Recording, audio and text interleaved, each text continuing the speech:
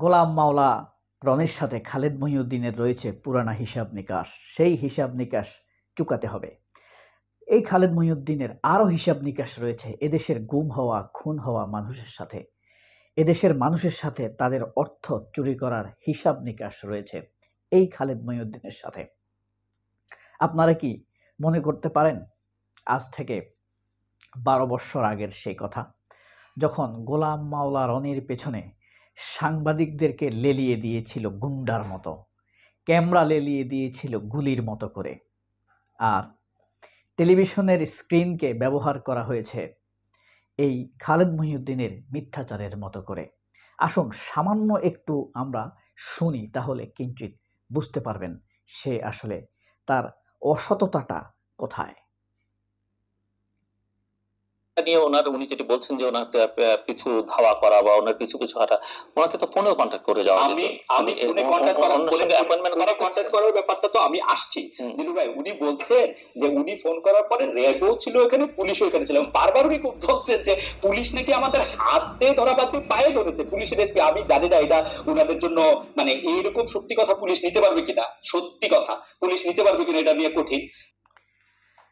খালেদ মহিউদ্দিনকে এখানে জিল্লুর রহমান বলছে, আপনি তো গোলাম মাওলা রনিকে ফোন করে তার কাছে যেতে পারতেন।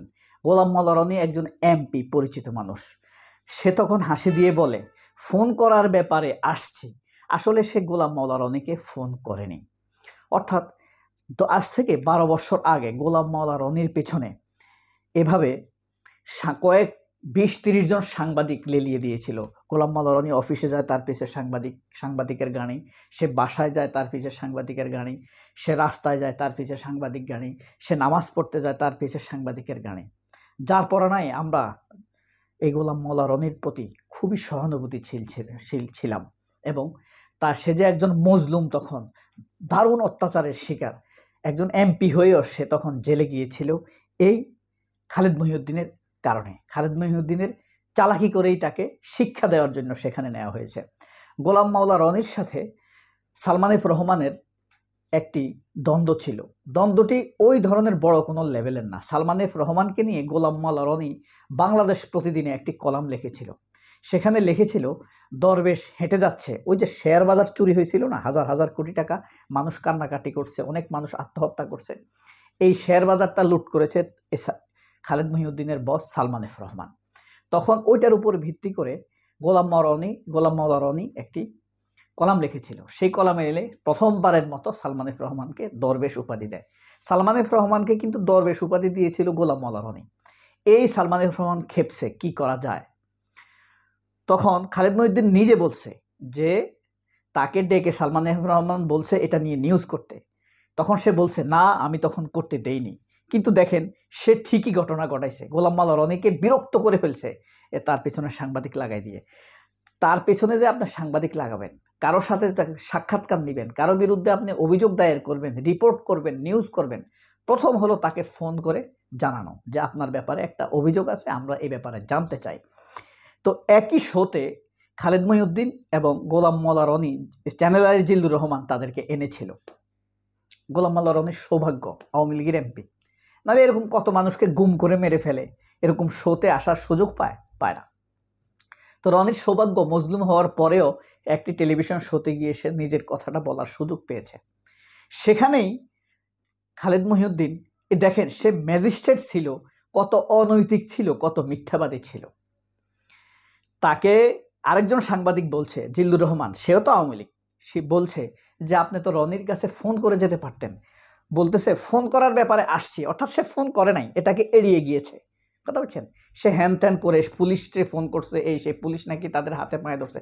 সে অন্য গল্পে চলে গিয়েছে। সে যে ফোন করেনি, ফোন না করে যে অন্যায় করেছে, অর্থাৎ সে যে প্রতিহিংসা পরায়ণ হয়ে সাংবাদিক লেলিয়ে দিয়েছে, এই কথাটা সে ঘুরিয়ে পিছিয়ে অন্যদিকে চলে যাওয়ার চেষ্টা করছে।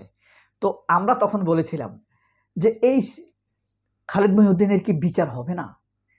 তারে কি আল্লাহ বিচারের মুখোমুখি করবে না? আপনার ডানে বামে যেভাবে হোক আল্লাহর বিচার আল্লাহ করবেই। আল্লামা দেলোয়ার হোসেন সাঈদীর মতো, শহীদ সালাউদ্দিন কাদের চৌধুরী, শহীদ প্রফেসর গোলাম আজম, মতো লোকদেরকে ধরে ধরে ফাঁসি দিছে না? এখন শেখ হাসিনার শাস্তিটা কি ফাঁসির মতো নাকি ফাঁসির চাইতে বেশি? আপনারা বলেন।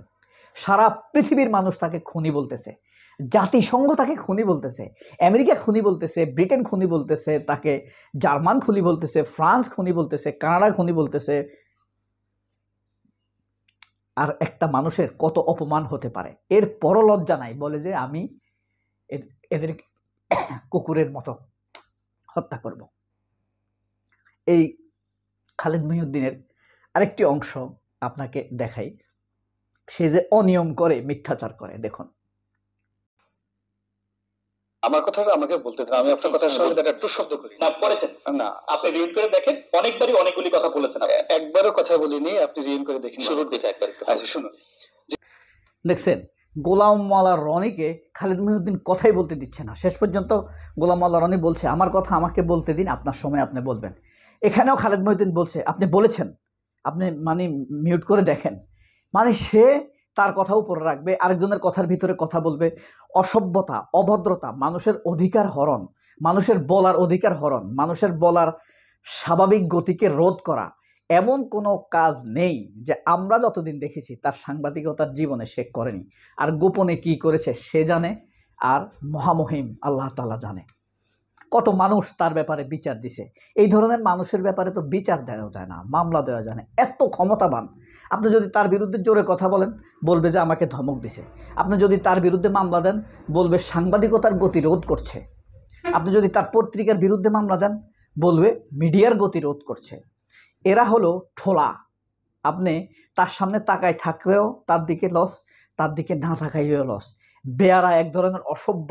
অনেক ঘরে স্ত্রী আছে না, মানুষের ঘর, হ্যাঁ, ব্যায়াম করতে বললে বলবে আমি কি মোটা হয়ে গেছি। আর যদি বলে না শুয়ে থাকো, আমাকে কি তুমি অলস ভাবছো। মানে আপনার কোনো কথাকেই সে নির্দোষভাবে যেতে দিবে না। এই খালেদ মহিউদ্দিন হলো সেই এক লোক। আজ খালেদ মহিউদ্দিন সেই পুরনো পাপের শাস্তি পাচ্ছে বলে আমি মনে করি, এবং তার শাস্তি পাওয়া শুরু হয়ে গিয়েছে। এই শাস্তি থেকে তার মা বাদ যাবে না, তার বাপ বাদ যাবে না, তার বাপ নাই সম্ভবত, তারও আযাব হবে। সে যদি জাতির কাছে উন্মুক্ত মঞ্চে দাঁড়িয়ে ক্ষমা না চায়, এই ধরনের ক্ষমা না, যদি অপরাধ করে থাকে, না আমি অপরাধ করেছি এটা বলতে হবে, আমি মিথ্যা কথা বলেছি, এইভাবে সে ক্ষমা চাইতে হবে। যদি ক্ষমা না চায় তাহলে তার ক্ষমা নাই, তার বাচ্চা কাচ্চা শাস্তি পাবে, তার মা শাস্তি পাবে, তার বউ শাস্তি পাবে। এটা আল্লাহ তাআলার পক্ষ থেকে চরম বিচারের খড়গ নেমে আসবে তার উপরে। কারণ সে তার হাতে যে শক্তি ছিল, পাওয়ার ছিল, সেটাকে সে অপব্যবহার করেছে। এই হইল তার অনৈতিকতা, সেই পুরানো পাপের শাস্তি। খালেদ তার পুরানো পাপের শাস্তি পেতে শুরু করেছে। খালেদের সেই পুরানো পাপের শাস্তি, সেই পুরানো পাপের শাস্তি পাচ্ছে খালেদ। সবাই অনেক ভালো থাকবেন। আল্লাহ হাফেজ। আসসালামু আলাইকুম।